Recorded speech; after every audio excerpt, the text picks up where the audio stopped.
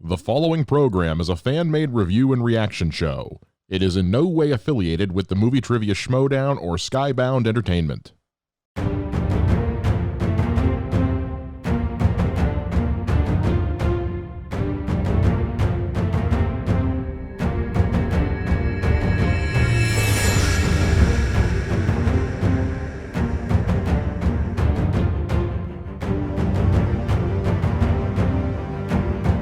Welcome back, everybody, to the second episode of the Ultimate Schmoedown Show. I'm your host this week, Colin. Joining me are the boys, John and Bogz. Bogz, how you doing this week, bud? I'm excellent, man. Lots of matches again this week. So plenty to talk about, review, discuss. So yeah, can't wait to get into it. How are you, Colin? Doing great. You know, we got some football coming back this week, the Premier League, so that was nice to check out. And, you know, just a little bit of that normalcy just starting to come back into the world, and Schmoedown helps too. You know, that's been consistent through all this. And John, how you doing, bud?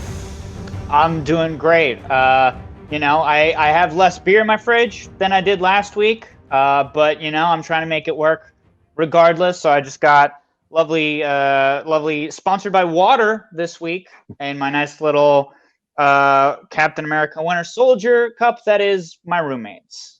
So I'm doing great. Water, folks. I know Bogz asked how you're doing, but how are you doing again, Colin? I'm doing great. And without water, folks, we couldn't live. And if that's not an ad, boom, great. So this week, folks, why are we here? We're breaking down 3 excellent Schmoedown matches. We're going to break down Janine the Machine versus Adam Humphreys, Alex Damon versus Jen Kempe, and then Andres Ace Cabrera versus Ken Napzok. It was a packed week. I'm super excited to break it all down. So let's start off with the match that is the freshest in our minds, and that would be Janine the Machine versus the Mad Hatter, Adam Humphreys. And John Humphrey. I'm all over the place. Who's Adam Humphreys? I'm pretty sure he's an NBA player, actually. I think Adam Humphreys is an NBA player. No idea. But listen, there are too many names. There's too many names all over the place. So I got, first off, this match has 2 titans of the game. This seems like, you know, if this was a singles or a teams match, the popcorn all over the place. But these, you know, they're rookie, seems like IG players. You know, we got a fresh start for both of these players. And Janine mentions it that she felt like she needed a fresh start after struggling in the other divisions. Mm-hmm. And it seemed like IG had a bit more to offer her.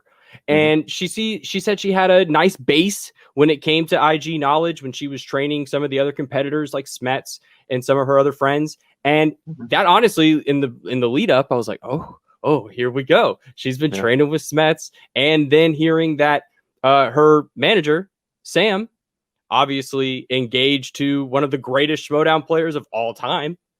And hearing that Rachel has turned into what I'm calling her Coach Crush. When Coach Crush is coming to town, like, you better get ready. And Janine had her in her corner this week. So the lead up seemed to be Janine. Mm-hmm. And Bogz, what happened? Yeah, to be honest, I agree with that. Obviously, she's got Sam Levine in her corner, one of the greatest players of all time. You know, Rich Cushing, arguably the greatest inner geekdom player of all time. You know, already a solid player as it is. But at the same time, a lot of expectations comes with that. As opposed to that, Humphrey, kind of him and just Alba on their own with Coy, of course. So it was 50-50 game. Obviously, they are coming in with experience, even though they are kind of new to inner geekdom. But they both obviously played loads of matches. So it was a bit of a toss-up for me. I didn't really have a favourite going in. I probably wanted Janine just purely because of I don't know. She kind of she struggles, doesn't she, with a big wing.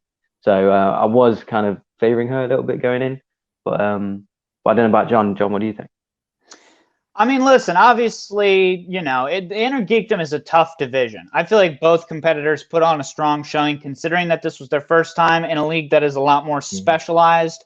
Definitely, you know, given respect to John Humphrey, he did a great job, and we'll, you know, dig a little bit more specifically into like his second round, for instance, where he really put in a shutout performance. Yeah. So I definitely, you know, got to give congratulations to him. And he, busting my bracket, admittedly.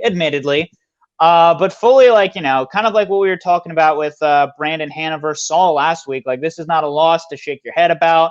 I feel like Janine definitely did a good showing. Plus, I mean, I'm going to be honest. I think the thing that makes the Schmoedown players, the ones that are the best, are the ones that are able to walk away stronger after that first loss. You can see it a little bit with Ace. You see it with a lot of the greats who have taken losses.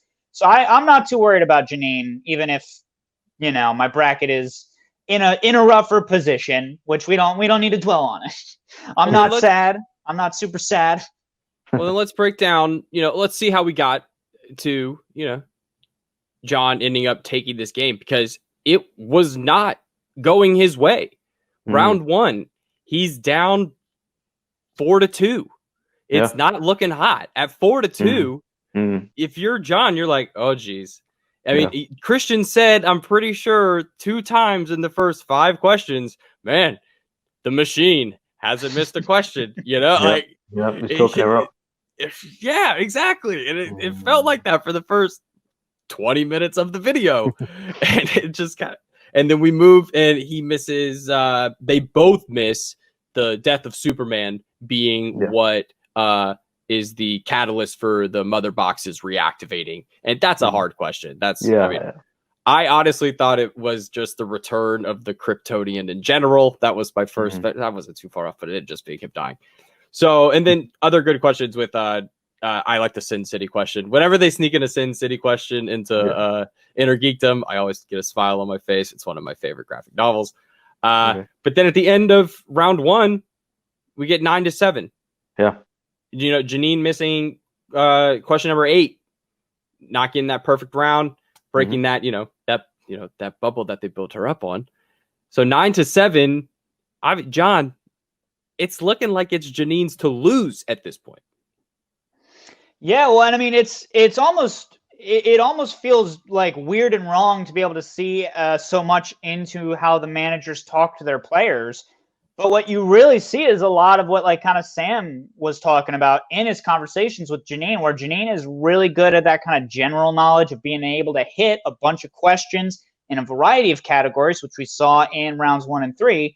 But then you get to the hyper specificity of round 2. And John spun a category that he clearly felt very comfortable and very good about, which was the Wizarding World. Whereas Janine got a category, DCEU, not something that she's as confident on. And it's all just about, like, of all of these Inner Geekdom franchises, which ones do you want to binge the most? And I think that's kind of what it came down to primarily. And Bogz and I mentioned this in our little pre-production meeting. This goes exactly back to what Coy said last week. There are some of these categories that you have to look at and say, look, and I'll give 2 direct comparisons, and then Bogz, I'll let you say what you think. Lord of the Rings, and I'll say Middle Earth, and the DCEU are, I mean, that's 6 movies for Middle Earth, and 7 movies for the DCEU. Wait, Justice League, under 10, right? Yeah. So under 10 movies. And that's not a lot of screen time to go after. But at the same time, the argument can be made that you have a smaller amount of, media to cover, and to study. So you should be more well-versed on these things, that there's only 6 movies and there's only 7 movies up. But Bogz, what's your thought on that? So thinking about it, in hindsight, I've just realized maybe her missing that question in the first round was maybe a sign of things to come in the second round. So yeah, it was a great first round for Janine, but Humphrey's pulled it out really in the second round. Did not miss. So yeah, I was quite surprised. I didn't know that was a strength of his in particular. But yeah, it was solid second round. Janine, I don't know. Her questions were really tough. Missing a couple, 1 steal. I think Humphrey got as well. He got the super speed steal for Darla's superpower from Shazam. Yep. For me, that was the hardest question in the second round, because it was the character. You got to remember the character, then you got to remember her superpower. So it was quite like a kind of streamlined answer, which you saw. And I thought personally that was my moment in a match where I thought I just saw a turn there from that moment. But yeah, it was a tough second round for Janine. And I even felt like she even had a moment of even taking. You felt like she didn't want to take a multiple choice in the second round. You felt like she saw that first question was like, it was like a nice punch. If we're going boxing, that first question's a punch. Like that's like, oh geez, what? Not the first part of that movie. I don't remember the part when he's not Superman. I like the part of that movie when he is Superman. You know, like that's not the part you want to remember. But going back to Joe, and then she goes on a string of 1-pointers until she gets that 2-pointer with Cyborg. And John, at this point, what do you think? Does Janine have it in her for a comeback? What are you thinking at this point watching it? When I got to that third round, I mean, kind of like what we were just talking about. I was reeling from how wild that round 2 was. So it was very much one of those things where I was just like, I mean, listen, at the end of the day, like after facing down a round like that, the fact that you're in the match at all still is a testament to how good they both were. And I definitely thought that, like, again, like when she hit both her 2-pointer and 3-pointer, I was like, oh yeah, no, like this is, again, she's just proving why she is such a solid competitor across, singles teams and inner geekdom, like Sam Levine was saying. Like, it was just one of those tough things where it's like just trying to balance those two things out of being like for sure a solid player who for sure has a good like basis of knowledge of a lot of general stuff in the inner geekdom versus then coming down to the specifics, especially with that brutal 5-pointer where like I heard that and I was like, oh, if I was the one playing this match and I got that 5-pointer, I would walk out. I'd buy a different home that I could stay in instead. Since we have to stay inside right now, I just find a different home to live in because I could not handle that. So that's more where I'm just like, I mean, Janine played it, I think, as well as she could have, like this was definitely a solid performance. That round 3, oof, that was a gut punch, man. Yeah, she could have had 10 repeats and wouldn't have pulled it. And I think maybe, I don't know, maybe it was me or it was maybe Sam in hindsight. I think maybe she realized at some point that perhaps she wasn't going to win, but to avoid the knockout, to avoid the extra point going to them. Obviously, Sam addressed it afterwards. Let me try and get as much points as I can. And obviously, she got the 2 and 3, which were good pulls. But like you said, the 5 was just, that was brutal. What do you think, Colin? It's a totally different layer to this year. Yeah. She has to think about that. She has to think about the difference in point standings, and then the graphic that we saw at the end of the match looks completely different. And I mean the quirky Mercs. I mean, what a win! I mean, I think I love one, probably my favorite. A little bit of bias. Koi's energy is one of the most infectious things on the internet, especially during all that we've all endured over the last couple months. Like Koi's positivity is truly one of those things that, like John said, is like Felix Felicis when you bottle it from Harry Potter. It is truly like liquid luck. Like it can inspire you, and it's a different kind of coaching. If we want to look at like coaching styles, where if we want to look at Sam came in, he's like, you know this, I trust you, make your decision, like, and then with Koi, he's like, dude, I'm so inspired by your knowledge. He's like, your knowledge of Harry Potter is just so amazing, and I'm in awe of you. And he's like, he's totally fanboys for every single one of his players. And it's just it's great to see these two managers in this rookie season show that there's different ways to do this and be successful at the same time, because it's not that Sam was unsuccessful. It's just that they had a bad spin of the wheel. Everybody has a bad spin of the wheel sometimes. Yeah. Sometimes that wheel is, it's fickle and it will come back and bite you. And and we're learning slowly throughout this season what little things these teams can start to take away from these IG matches. And it's that categories matter. And it's that you better be sure that when you spin that wheel again, that you're ready for whatever rolls up, because somebody's going to roll up on your IG street and you better be ready. Because if it's me and Star Trek rolls up, well, I'm done. I am done. Lay me out. 0 points. I might get a question from the Abrams movies. That is it. Like that is, I I got nothing on the original Star Trek movies, and Okay. take me down, but whatever. But for some of these players, it seems that they have their wheelhouses, and we say that, we said that last week. Wheelhouse is a big thing. And John, it seemed like, John's wheelhouse was Wizarding World, and now that he might need to change his nickname to something Harry Potter related. Listen, in the words of at least one Harry Potter character, if not more, blimey! Right. Exactly. No idea. And that's my expert analysis on John Humphrey versus Janine. And Janine at the end also mentioning that she is ready for teams. I was really excited to hear that. No word on who her partner is, but of course they're talking about it. Guys, Bogz, you got any ideas maybe of who you'd like to see Janine paired with? Well, she was saying Irwin, but obviously he's gone now. No, sorry, they've signed him now. But right. I thought, okay, but what about Guy? Right, surely Guy and Irwin. I thought that would be the link up. That was a bit of an underlying. She was saying we're discussing it. I was like, oh, okay. So I was thinking, who else could she go with? But yeah, I just soon it threw me off with Irwin. I was like, oh, what about Guy then? What's going off there? Well, yeah, I just want to confirm again what you said about the managers and the different styles. I found that really interesting. That Sam is more of he kind of pumps you up, let's get you going, like pounds of chest type thing. But Coy is like arm around the shoulder. Oh, it's okay, man, relax. We're having fun. And obviously his style came out on top today. But that kind of ties up to the whole sports aspect of it and the different personalities and styles and clashes and things like that. So I definitely appreciate that in this match. So yeah, good spot, Colin.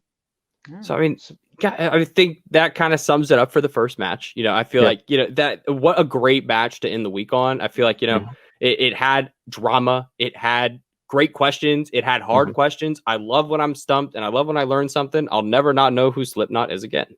That's just one of those things that now every Schmoedown fan, when they ask, like, hey, who's Christopher Weiss? Like, we'll all know. Honestly, when that question came up, I was like, Christoph Waltz is not in these movies. What is my brain reading? But nerd dyslexia sometimes comes up, and a bunch of names look the same. Exactly. So one of my favorite matches of the last 3 weeks was Alex Damon versus Jen Kempe, and from the top, just the match's energy was, you felt like Jen had this energy from the promos that I loved. It seemed like she was going to be comfortable, and she felt comfortable where she was. And that was a big thing for her, that I felt like she was probably gonna be more successful in this situation, probably than putting her under the lights. So she's in the best case scenario so far. John, what were your thoughts going on into this match? Going into this match, I was definitely thinking, like, I'm excited to learn a little bit about Jen Kempe. Obviously, someone coming up from the fan leagues who had only had a Schmoedown debut in like a free-for-all, which is an entirely different environment than an Inner Geekdom match. So I was definitely like, all right, I'm excited to see, another new face, interested to see, what her energy is, where her knowledge is at. But what an unlucky straw to draw to go up against one of the most unbeatable looking players generally in the Schmoedown, which is of course Alex Damon. So going into it, I was definitely pretty sure that Damon was going to win it. And I will say this, in a way, I was almost more excited about Damon by the end of this match, because what I think you could see in this match was, unlike Star Wars, he's still very good at Inner Geekdom, but he is also for sure beatable, I would say, in Inner Geekdom, if you just look at, his just different accuracy rate. And to me, that's a little bit more exciting, because I'm like, oh, wow. Especially the fact that it was only a 2-point game by the end of it, which, interestingly enough, the same point spread as a Janine versus John Humphrey, just 20-18, which I thought was fun. But just the fact that it really was pretty close, that it was not like a shutout by Damon, that it was really two different people who both knew their stuff going in. I mean, I thought it was just, and of course, Jen Kempe got a lead over Alex Damon for a hot second in that round one, right? Am I crazy, or did that happen? Oh, it was, and I'm really mad that I was stumped on April O'Neil. One of the very first VHSs I ever had in my house was Teenage Mutant Ninja Turtles, Secret of the Ooze. And it's like, Like that like really made me mad. That I was like, what is? No, I didn't know who it was. And then exactly what Alex said. Alex is like, oh, I forget it's a comic book property. And of course, it's one of those things where it's just like, it slips your brain. It's just one of those brain farts. But what a great first round. One of the best first rounds we've had in the IG tournament, because you're feeling like, oh, here comes Alex Damon a little bit. Jen misses that first question. She ties it at 6 points and then gets that lead on April O'Neil. And you're kind of feeling like, oh man, like you said, John, Alex Damon, the Russians cut a little bit, but Bogz, how are you feel? Like, what do you think Jen's feeling here? Do you think she's feeling like she's got this, or she's aware of the moment? She's a little more calm about it. Yeah, well, I was a bit in between because going in, I did notice her. She was quite composed. You could tell that she's played a few matches before in the fan leagues, etc. Obviously, I knew that going in, but if you didn't know that, you could kind of see. It was kind of nice to see, in a weird way, Damon missing some. So I thought, oh, okay, so let's see. Maybe he's not that good then. Maybe he's and seeing Kempe. Was she 1 point ahead going in? Yeah, at the she end was of the round? 1 point ahead. Yeah. So seeing that, and but I thought she was a little bit too kind of celebratory. So she was almost like too happy to be just 1 point up. And I thought, oh, if he could easily spin Star Wars or like a mixed bag, and and go potentially unbeaten in the second round, which he ended up doing. But I didn't think it'd be on that on Star Trek, of course. But yeah, I was pleased that he was down, but I wasn't too pleased at how happy she was. I know that sounds weird to say, but no, it's definitely a mindset thing. It's too early. Yeah, it's definitely a mindset thing. Yeah, I can definitely tell that when you're, you can tell coming out of a first round.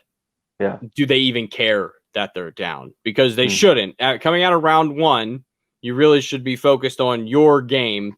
It's too early. It's too early. The only time you're worried about their game is when their question is asked to you. And that's a very, that's that Seabiscuit, that Kobe Bryant Mamba mentality. You're focused in on the moment. And it felt like Damon was focused in on the moment, because little did we all know that the Star Wars champion would go lights out in Star Trek, because I definitely grab the popcorn emoji when the Star Wars champion pulls up Star Trek, because of course all the Trekkies roll up and they're like, let's see what you got. Kid. Yeah. There's definitely some people that have been like the Star Wars matches that were like, all right, let's see. Let's see how good he really is. Yeah, exactly. That's what I was like, yeah. He's like, are you cool, man? And Alex is like, oh, I'm cool. And he is so cool that he got every question right. Yeah. And it seemed like he knew every question, like without thinking about it. He was answering it, within quick. 2 seconds. He was answering. Yeah. And John, in the first round, first round, he missed the easiest question. The easiest Star Trek question is who played. Obviously, DeForest Kelley was the answer. He's played the same character in the original series in the original movies for 20 years. He's played the same character. He's missed that one, but he's getting these deeper cut ones in round 2. I was like, what's going on here? So then it makes me think, big surprise. It makes me think that this comes back to just his talent. And John, when you speak to this, like, I think that Damon is he's got a trivia mind. There are people who can just, keep that information on lock, and it's right there, ready to go all the time. That recall's there. I mean, it seemed like maybe he just watched all however many Star Trek movies there are in the last, 3 weeks and lead up to this match. Maybe, John, what do you got? Where did this come from? Listen, if there's any time in the world to sit down and watch every Star Trek movie that's ever existed, now's probably the time, right? And I mean, looking at Damon, it's part of why I don't give Jen too much flack for being as excited as she was coming off that round one. I mean, you ever put me in a position where I'm above Alex Damon in a trivia competition, I'm also losing my mind. And then on the flip side, you ever put me in a trivia competition where I got to answer Star Trek questions, I'm writing in Groot every time. That's where my Star Trek knowledge is. You know what I mean? So it is just one of those things where, like, I think it is, like you were saying, Colin, it's all about just that studying mentality, being able to, like, hone in on how to study for trivia. I mean, that's part of why Damon is so good in Star Wars. Not just because he's seen all the movies and has a whole Star Wars channel.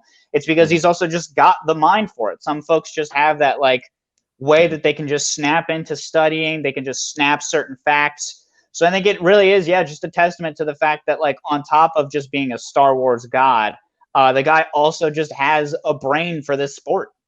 Mm-hmm. And the brain was on display because the way that he took control of this round and then going into Jen's round, getting that big steal, going up 18-11, and then really forcing her to not go for multiple choice, even though it seemed like she was pretty confident in those last two answers. So leaving it at 18-15 out of round 2, I mean, this is an incredible game. If you're looking, like, who would have thought that, Alex Damon would only be, up 3 points on somebody, from the fan, in no way disrespecting the families, because they're where some of the greatest champions that we've had have come from. So, Oyama and Smets. And so if anything, Alex might be thinking, oh, geez, is this another one? Like, that's got to go through his head, right? Because if anything, he's got to be feeling like this girl, she's done it before. She's more comfortable than I am, it seems, in this situation. She doesn't seem to be two-phased that she's only down 3 points. And then we seem to get to the turning point of the match, which is round 3. And we could get around the specifics, but it seemed like this 2-pointer for Jen seemed to trip her up a little bit. It seemed to catch her a little bit off guard. And after that, it just seemed like Alex had control over the match, where it seemed like once you don't get that 2-pointer and you're relying on that 3 and 5, and Alex has a 2, 3, and a 5 to hit, and he seems, and you just saw what he did in Star Trek, you're thinking, oh, this is not looking good. So, I mean, Bogz, at this point, what are you doing? What are you doing at this point if you're Jen? That's what it is, because he goes unbeaten in Star Trek, which, to be honest, I am a Star Trek guy, okay? So they weren't the absolute deepest, hardest rounds I've ever seen. It was a good round. It was, hard enough, but they weren't the hardest ever questions I've ever heard. So he does do well there. And then they bring Roxy on, and she's, pumping him up, celebrating. She needs the win. She's giving him that, that pump going into the final round. So that just gives him that extra little bit of confidence. I've come from behind to get the lead. I've gone unbeaten. My manager's now, bigging me up. So going into the third, I thought, oh, he's got the experience. He's current titleist. The whole team's riding on him currently. So I thought, oh, okay, here we go. Yeah, he's going to win again. So yeah, that's what I thought going into round. By the end of the round. And I'm kind of having thoughts, hindsight is 2020, and it's kind of feeling like some of these Star Trek questions, they're not asked as frequently as Star Wars, even though there seems to be as much content for Star Trek as there is Star Wars. So, I don't know if I'm the first person on one of these shows to ever say this, but maybe we should get a Star Trek league going and get some, because it seems like there are muscles to flex on these Star Trek questions. And it seems like some of these questions, if they're not used as much, can come off as softball questions when a true Trekkie watches a Star Wars match and they get super deep into the Star Wars questions. And it's like, and they even get down to, what's the vehicles, weapons, and, other, all that others, that creatures and creatures. That category. Like, Star Trek is just as vast, if not, more vast, because of course you get into the TV shows and people would argue, like, should we include the TV shows and stuff? But it's just, it's something to think about, because some of these questions, like you said, like, and our producer Mike said, that these Star Trek questions were not in his opinion, were some of the hardest questions he'd seen, in some of these other things. So, and then some of these Star Wars questions aren't softballs either. So we got to maybe find the middle ground too, because we find the DCEU questions are the same. Bogz, you got? Yeah, no, I was just going to say I would love a Star Trek title, because you've got the players who have proven how they can go kind of deep with Star Trek. Rocha, all the Inner Geekdom guys, Rob Burnett in the past, Dan Morrill. These guys love Star Trek, so I would love to see. I believe they have had some exhibition matches. It deserves more than an exhibition match. That's kind of like the level, right? Exactly. It goes is that exhibition deep? to league. Yeah. And the films are just going. I think the original motion picture was out in '79, so just a couple of years after Star Wars. So it's 41 years. So there's history there. So yeah, I would personally love that. I'm just saying. Yeah. So if anybody's listening and needs an idea for for another tournament after this one, there you go. Just leave it at there. You can have it. You can have it. We'll just enjoy it, because I'll learn more about Star Trek. Honestly, I'm more excited to learn more, and that's another way. Even though I think I know Star Wars, I watch one of these Star Wars matches, and I always learn something new. I love it every single time. I always learn something new. Yeah, but wrapping up this match, it's the Indiana Jones for her, Back to the Future. It was that was tough. That was tough. Back to the Future. Some of the I didn't even remember that character. I do not even remember it. I was trying to think. I was thinking, who's the little brother? Yeah, I couldn't pull it. From the one scene, picture his face. It's so hard. And I even wrote down, Jen had the hardest round 3 I've seen in a long time. Like, those were really hard questions. Yeah. And that just goes to show, like, that round 3, man, it'll come back. And then Alex closing it off on Marvel and wrapping it up. John, what were your thoughts at the end of this? Damon, did you feel like he just kind of ran away with it at the end? Was it a letdown? Did Alex win this match, or did Jen lose this match? Oh, well, I mean, first things first, one of my first thoughts coming out of the end of this round was that, we got a new contender for heel of the year, and her name is Roxy Strider. I mean, taking time out of her management speech to just be like, Jen, those are stupid numbers. I was like, well, okay, hold on.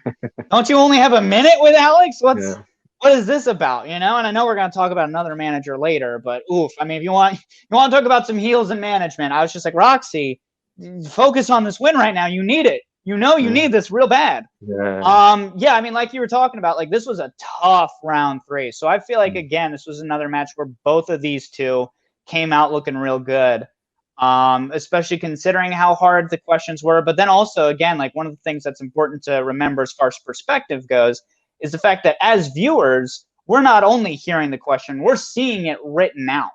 So the fact that, like, as a competitor, you're only able to hear the question, you're only able to look at Mark while he's saying it, like, that's an unenviable position to be in as someone who is predominantly just a viewer. So, yeah, I mean, I think both of these two came off looking like winners. It's sort of what I was saying, again, with John Humphrey and Janine. Alex Damon definitely proving that he's versatile, definitely proving that even though he's not as unstoppable, he's still a juggernaut when it comes to inner geekdom.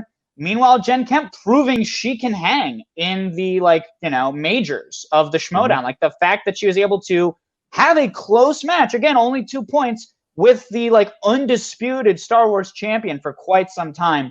Both of them are looking real good.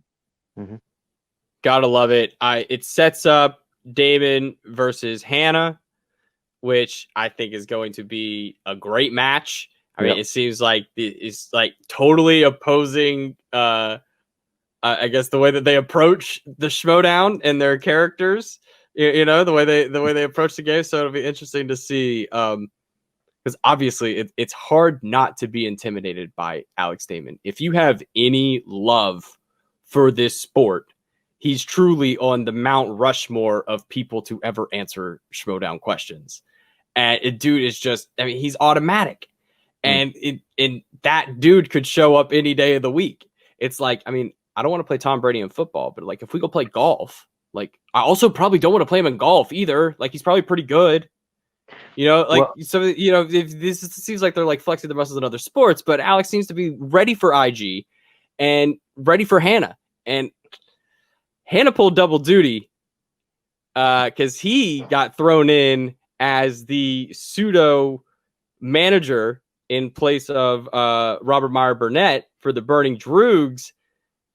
And John, before we talk about the match, we seem to come to opposing viewpoints on the managerial approach of Brandon Hannah.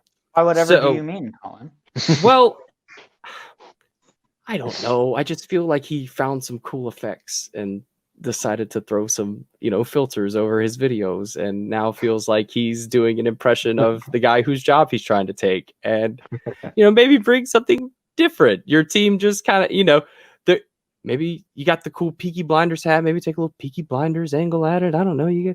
I just wasn't feeling the vibes, John. I just wasn't feeling it. Robert Meyer Burnett sells out. When he would do his spiel, it'd be a whole thing. He would sell out. He would be big. He would be boisterous all over the place. And it just seems like he's looking up at his camera. Yeah. He got a really good camera angle. Yeah, and he's just like looking at it, and he's like, "Well, guys, I'm not interested. I guess is what I'm saying. Yeah. I guess I could be more interested."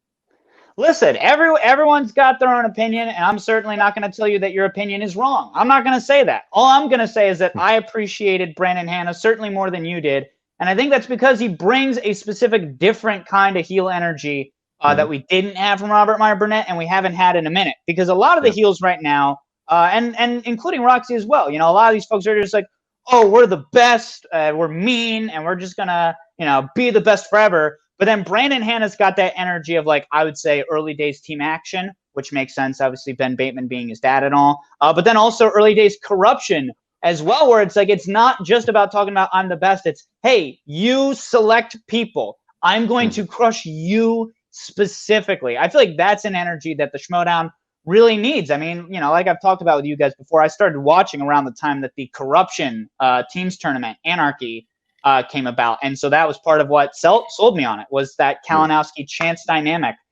So I liked seeing a little bit of that specific flavor back. Obviously, as a manager, this was Brandon Hanna's first match. He's definitely got a ways to go, I think, to be anywhere in the consideration for the Mount Rushmore of competitors who are also managers, or however we're defining that specific Mount Rushmore. But I enjoyed the energy, man. I thought it was a nice little change of pace. I would say maybe don't pull some friendly fire on the person you're managing, because the shot at Ken's Star Wars knowledge and his Star Wars knowledge was truly one of the most Kobe shots I've ever seen, because the balls to pull that, just to even think to say that. But imagine how great it'll be if he does that same thing in his own match with Alex Damon. Imagine he's got a dual cam going up, and he's like, all right, Brandon, you didn't do very well in round one, Brandon. Brandon, would have done a much better job. Come on, don't tell me you don't want to see that. Don't tell me you don't want to see Brandon hating on himself as his own manager. Come on, it'd be beautiful. Yeah. You can't see that. He's already got it filmed. Fight Club. Oh. I think I'm a bit in between, So I do like the subtlety of it all, and his kind of calm demeanor with it. It is a different energy. You are right. Like I said before, I like the different management styles and personalities. But I do kind of agree with what you're saying, Colin. He's literally sitting in the same position. He's wearing the same jacket. He's saying it didn't help that we just saw him play. It didn't help that we just saw him play. It's the same box. It's the same angle. It didn't help. It was the same thing. It was the same filter of it looking like he's being glitched in a Fortnite trailer or something. Like they've found something in After Effects to throw over the video. I don't know. He just I don't pushed up the makeup and he's gone again. Yeah. So. Listen, I've only got 2 locations I can shoot from in my apartment, too. I get it, man. There's only so many places I can shoot from. I know the black and white filter on iMovie. I don't know how much more I can do than that, but look, I pull up Lightroom and I feel like I'm a god. So Lightroom. I forgot I'm streaming with the 1% over here. My goodness, man, dude, you pull up Lightroom, you can do anything. Look. Slide.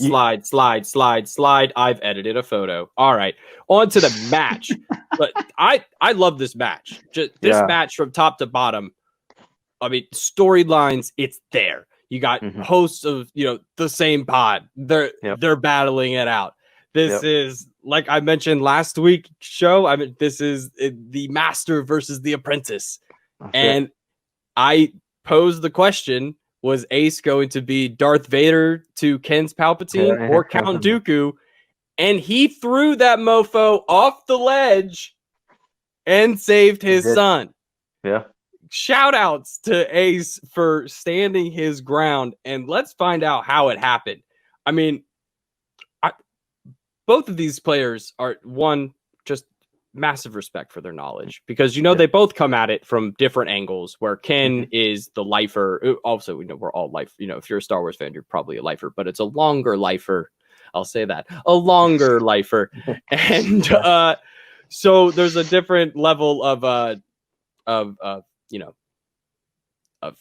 familiarity with Star Wars that Ken has, which led me last week to pick Ken. I thought Ken was going to win. I picked him to win 22-20, and I was right about the points differential. I should have put money in Vegas on that. Yeah. But I mean, this week it looked like Ken. It looked like he was just down the whole time. He just didn't have it. It just felt like something wasn't there for Ken this week. And I don't want to throw it back to the manager, but when we look at what we had today, or not today, but with the matches this week with Coy and Sam, compared to the energy that Mr. Hanna was throwing towards Ken, it was not this inspiring speech of like, tonight we ride, like, for Star Wars. It was a totally, that's another reason why I had a bit of an issue with it, because in this age of managing, you have to be aware that your players are just as important or more important than you in that moment. And that's something that Coy knows. That's something that Sam knows. And if Hanna wants to be a manager in this league, he's got to realize that. And that's just something he didn't have in this match, and that seemed to really care what happened to Ken. Definitely, absolutely. So I will say, you go ahead, John. Go ahead, or Bhogs, go ahead. Okay, so from the off, I thought that Ace cut a great promo. So I thought, and if you remember what I said last week, I said, "Who wants it more?" I should have hashtagged it and put it all over, all over. So because the way I saw it was that Ken was literally saying all over social media, all over his promos, that I'm not studying for this. Because thinking about it, he's already been there, already been a champion. He's already had tough matches against Whitwer. I think that was an Iron Man match, right? He's had title shots against Damon. He's done that studying. He does podcasts every week. He does, shows. Has he really got the hunger to do that all again for Ace? I couldn't see it. That's why I was backing Ace, and obviously Ace coming from that Parker match, where me personally, right, so I'm not just saying this kind of out of nowhere. He has addressed it himself on the Meaning Of podcast and First Cut.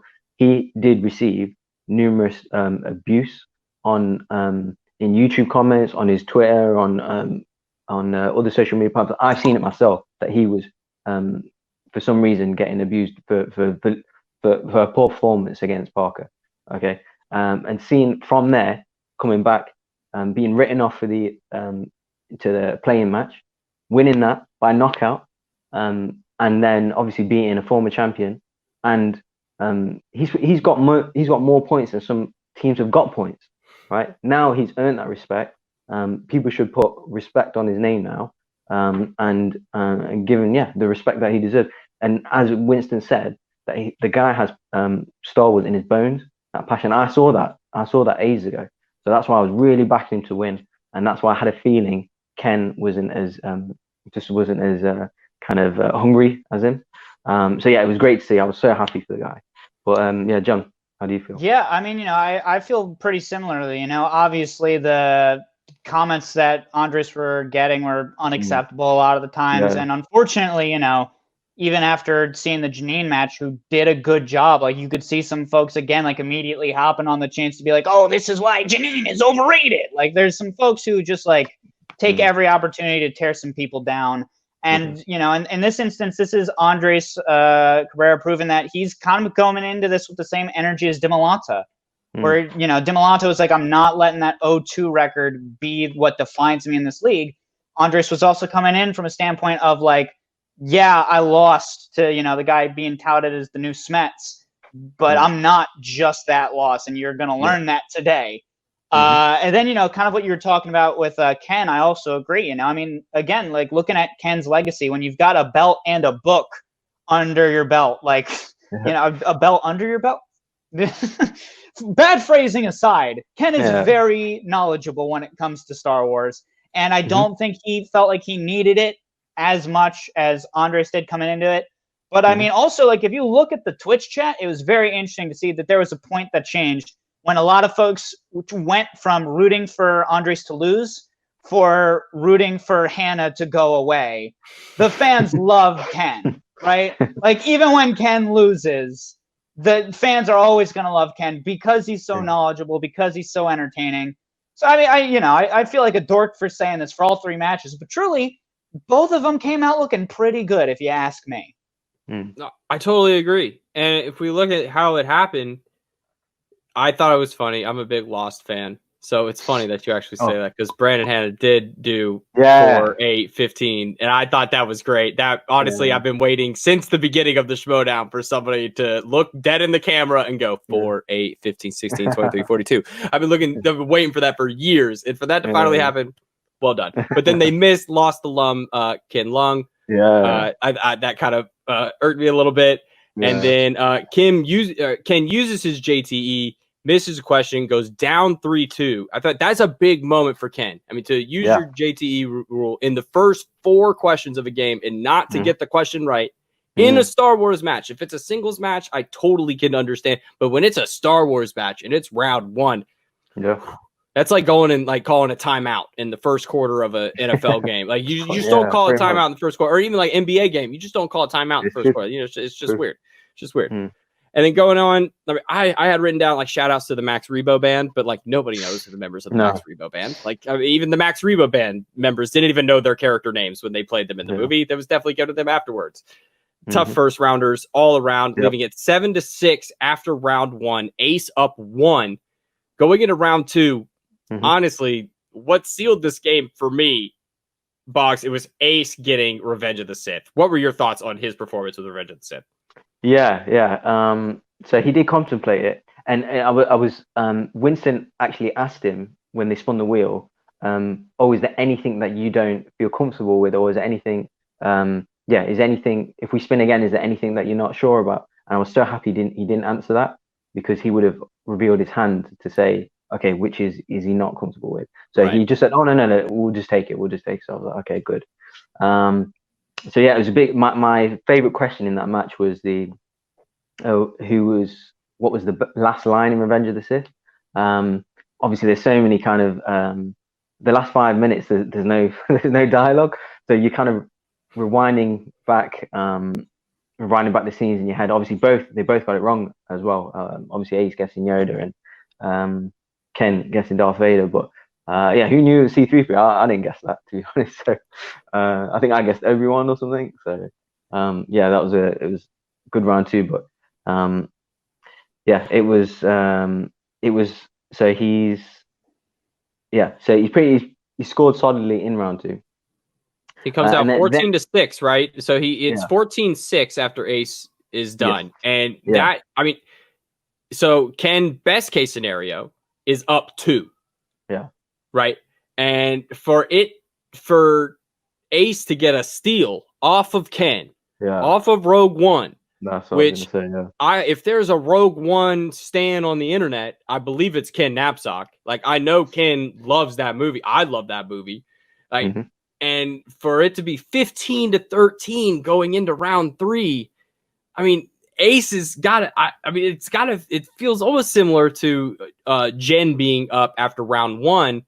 But Ace has that mentality that now I see what I didn't see in his play-in match, that this dude is here. He is here. He is ready to play. Absolutely. This guy knows his stuff. He knows it when he needs it, and he's got it. It's a certain type of thing that you just see him answer some of these questions. You're like, oh. Yeah, it's that eye the tiger. There was a question in round number 2, though, where I saw the turn in the match. It was where did Galen Erso plant the kind of diffuser bomb, and he went multiple choice. And for me, it was an obvious answer. It was the reactor module, and he guessed like the coolant module. I'm thinking, no, it's definitely not going to be the coolant module. Yeah, and even Ace's face was like because he was like nodding along, like, okay, it's an obvious answer, and then It sounded like he's a on, fake oh, answer. It sounded yeah, like he said exactly. it like a fake answer, like somebody who Exactly. just doesn't care in round one and just writes something fake. Definitely, and that's why I was shocked. He's gone Colin, what? And and obviously he stole that off him, and then going into round 3, man, I was I was shocked. Going into round 3, it's 15-3, and I mean, what can you say? What else can you say that both dudes nail? I mean, and they both go perfect in round 3. Yeah. It is what it is, and Ace wins 25-23.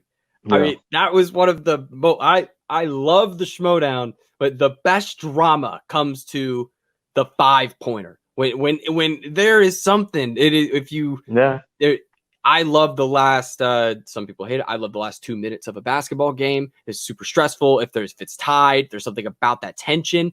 The 5-pointer in the Schmoedown is truly up there with like the tension of sports. But it's like everything rests on this one question. It's gotten to the point where it's like, okay, yeah, you struggled before, but the 5-pointer is the great equalizer in this game. It can bring you back. It can make up those 2 points, or I guess it would have been, if he nails it, he wins by 3. Yeah. So that makes up 3 points of mistake that you missed earlier in the match. And it's just even having that opportunity, it's just crazy that it all comes down to that. And it's what I love about this game, John. What are you feeling round 3? Are you anxious? Are you excited? Are you over? What's up? I mean, at that point, I will admit my mind started to kind of go towards the future of the Star Wars bracket, Because like last week I was talking about how I was like pretty sure that it was going to come down to being Dimolanta versus Laura Kelly. But then after like watching what Ace does in those first 2 rounds and the way that he's able to hold his own in round 3 and like just keep that momentum up, not like get too comfortable and just like keep going. Now I started going like, oh, we have a battle. Like we really don't know what can happen in this tournament. Like this has been the year that I started watching the Star Wars matches, and what a year to start watching. My goodness. It was great, man. It was crazy. I think we're just getting Star Wars is just one of those things where it's almost it's such a stalemate between some of these. It's such like who's going to blink first. That is, it seems like every one of these Star Wars matches is somebody's going to blink, and we're waiting. It's like every Star Wars match is like a 1-0 game of football/soccer. It's 1-0, somebody scores, and that's it. There's no more scoring the rest of the game, and that's it. And it's just yeah, exactly. And it's just great that these games have come to. Each of these Star Wars matches have felt like every player deserved to be in that spot, and that's been for the last 2 weeks. I would say the only match that seemed really one-sided was the Alba versus the Warfather. Every other match other than that really felt like every player had a real shot in the 3rd round, at least to at least, take a shot at winning the game. So that sets us up for next week. As of right now, we got, as of this recording, we got 1 match set up, and that is Dimolanta versus Molly Damon. So, John, I'll throw this to you. We have Molly Damon, who is totally just set up for success. She's the holder of all of Alex Damon's note cards. She's got them all. She knows where they are. She probably wrote them. She definitely wrote them. He didn't write all those note cards. And then you got Dimolanta, who's basically a clone copy of her husband, who's not her husband. So, this is basically, if she wants to, I would say, if she wants to prove herself, if she thinks she can be her husband, you think this is the best, good first shot to see if she can do it? Well, quite literally, yes, because the winner of the tournament will face her husband. Well, of course. So in that regard, no, I'm joking. But no, I mean, it is definitely going to be like a make or break match in a way, just because it is about, at this point, I would say it really comes down to who in this bracket can break up Dimolanta's momentum, right? Because all of the matches have been good.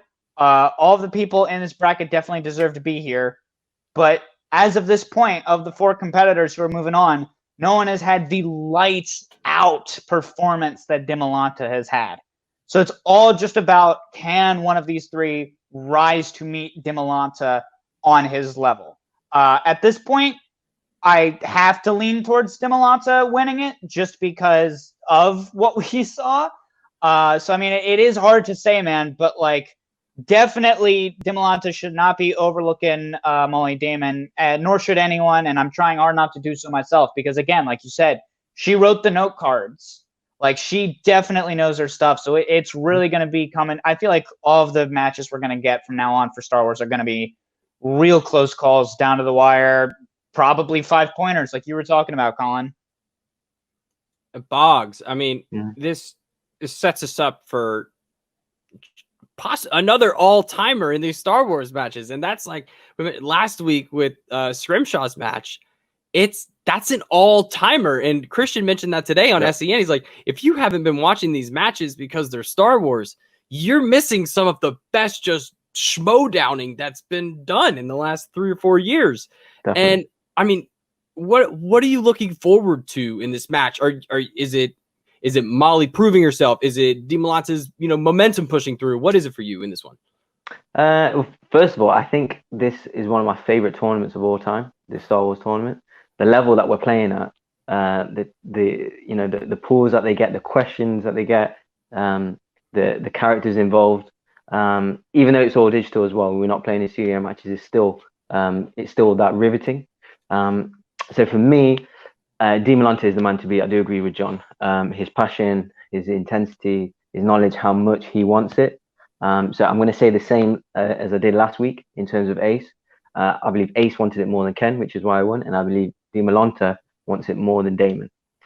Just on the pure passion aspect and, like I said, intensity. Because Damon's quite obviously relaxed, and that's her style.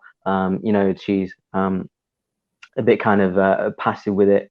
Not to say she doesn't know as much as him. I'm just saying for that for that win, I just think he wears his heart on his sleeve, and I think that I prefer that style to watch that style. So that's why I'm backing him. To me personally, I would actually like Demolanta to face Ace in the next round personally. But anyone can play anyone. That's the level that we're playing at. If I can ask you guys a quick question though, in terms of if we had the chance to speak to someone in terms of an interview, let's say 10-15 minutes just to shoot it with them on the show, on the Ultimate Schmoedown show, who would you like to speak to? Because I personally would like to speak to Ace, just to see what he's been through, his journey, just to see how see his mindset going in, how he's been written off, things like that.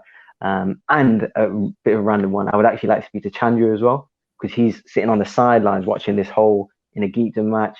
He doesn't really, I've noticed, he doesn't really appear on too many other people's live streams, on backstage too much. And I just want to see, maybe is there a bit of tension? Does it, why is that, that kind of thing. So they're the people that I would like to speak to. I know it's a bit of a random thought, but what about you, Colin? Yeah, I'd love to see Winston. I would love to, in comparison, just have even the conversation of Ace and Winston. I mean, Ace has been around this for so long. What's that been like being around for so long? Winston being, in comparison to Ace, newer to the Schmoeville, as you will, and how what's it been like, kind of catching up. I love that aspect of what's it been like for people to come in from when John, like when you came in, during the corruption era. Like, what's it like to come in as a player, listing off like a Chance coming into the corruption era, Paul Oyama coming in at that, there's different stages of coming into the game where I feel like you're picking up different things. And this year, it feels like if you're coming in as a first time manager during this tournament, it's a whole new thing. So I'd love to get the perspective, somebody who's been doing it for a while and somebody who's newer at it. So that's kind of where Good shout. John, what about you? Warfather. I got to know what possessed a Norse warrior to watch movies and then answer questions about movies. I got to know. Are the Norse gods real? Like, is he coming down from Valhalla? Is that where he's... There's too many theological elements to having the Warfather on the show that I just can't overlook. And then I don't know, Dan Merle, who knows? And then, I mean, Demolanta, to take it back real quick. It seems like when it comes to motivation, we say who wants to win it more. He's in the Finstock exchange. Exactly. He's surrounded by hardware. Yep. I mean, imagine sitting in a group chat and the champions have a belt emoji next to their names in the group chat and you don't have one. That is really aggravating. Like but aggravating to the point where it inspires you. And that's got to be an extra chip on his shoulder that he is literally in the, he's in the Thunderdome with them, with the best of the best. You are more or less the odd one out. Right, exactly. Yeah. So he's got the most to prove, and I feel like this Star Wars tournament is the place to prove it, and that's where we'll find, the most action next week is going to be in the Star Wars tournament. I'm so excited. But, I mean, looking forward, we got the Finstock Exchange on top of the table with 22 points, Swag with 16 points, the Den with 15, and the Burning Droogs, the Rockstars, and the Quirky Mercs all tied at 9 points. Now we'll talk points. Big points for the Quirky Mercs, finally moving up into tied for 4th place. And I feel like that 2 for those KOs might start to tick up a little bit for them. They seem like they got the KO bug. I feel like they got some people who, when they get rolling, they roll. So I'm looking forward to the Quirky Mercs for the rest of the season. Bogz, who's a faction that you're looking to see maybe a bounce back from in the next couple of weeks? Yeah.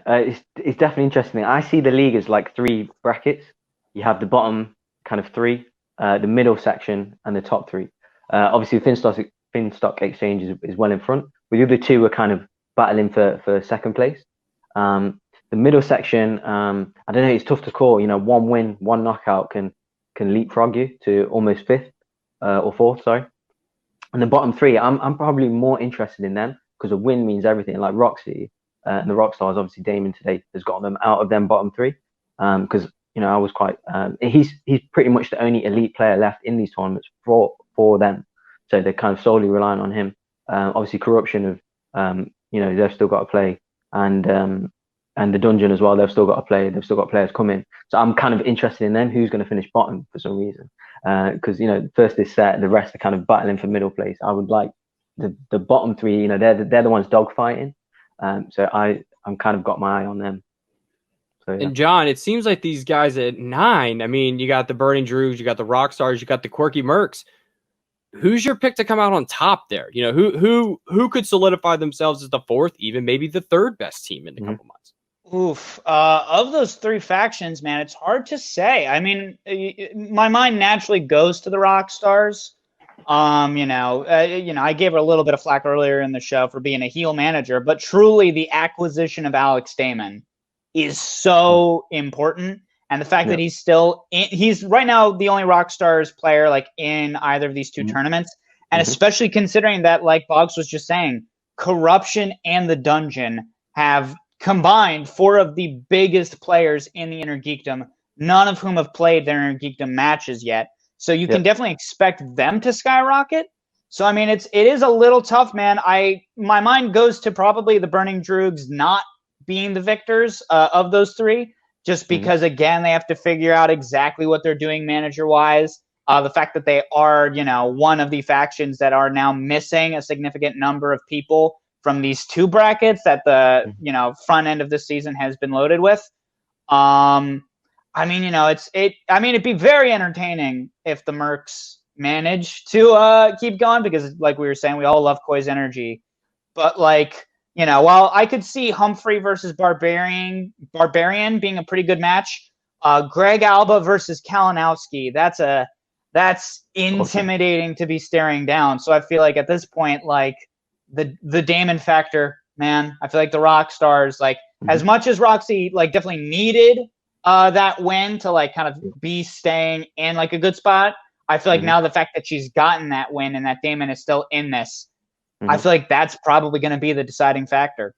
And that's just another layer to this game. I love it. This season, every single week, it's a whole new layer. We talked about it last week, and it was a great post in the Schmoedown group this week that was saying, what's the biggest change, in your opinion, that the Schmoedown's made over the course of its thing? And for me, it's the factions. It's a whole new layer. I love it. It's got like, it's not just who's playing this week. It's the managers. The managers coming in now, having their whole spat back and forth all week. It just provides.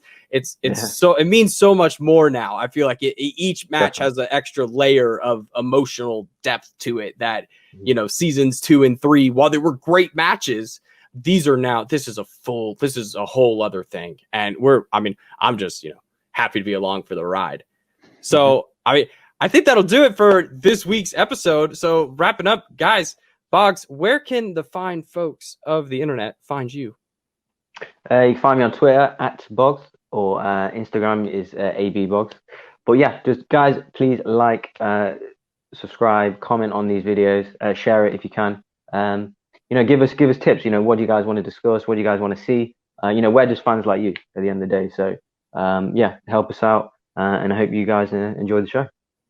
John, what about you, buddy? Don't ever give me tips. If I hear a single tip from a fan, you don't like them. Yeah, I remember.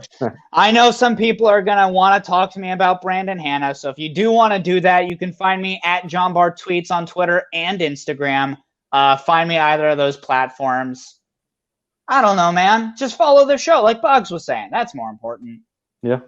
And if you want to find me, I'm at _C Morris everywhere Collins are sold on the web.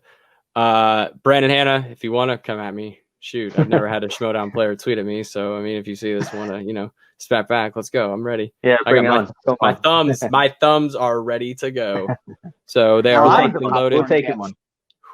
Boys are ready. I got a crowd ready to go. So that'll do it this week. Thanks for joining us again.